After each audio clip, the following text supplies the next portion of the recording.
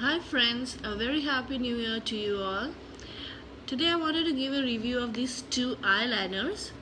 The first one is from Blue Heaven and the color reads green, and I bought it from Nykaa.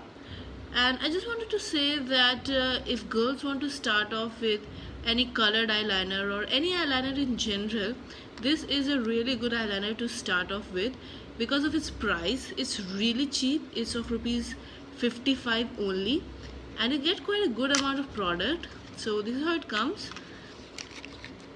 and this is how the bottle looks like. It almost looks like a nail polish, but it's not. It's actually eyeliner, and it says waterproof, and it's 7 milliliter of product.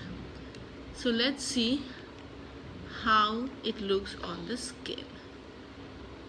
This is the color, and this is how it gets applied. So the application is quite smooth, and the color looks quite beautiful. It's not the normal regular green, it is a different kind of a green. So I really like the color.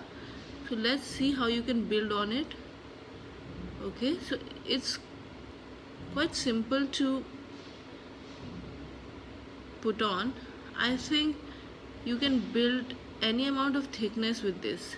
See, I'm thickening the line and it's going on pretty smooth. So I really like the color of it. I haven't actually applied it as of yet. And let's see the second one.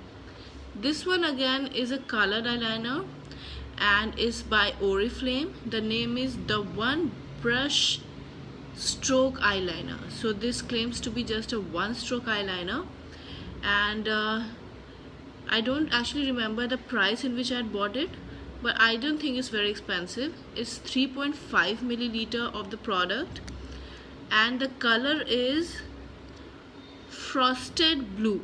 So it reads Frosted Blue. Let's see how it works. Okay, you apply it.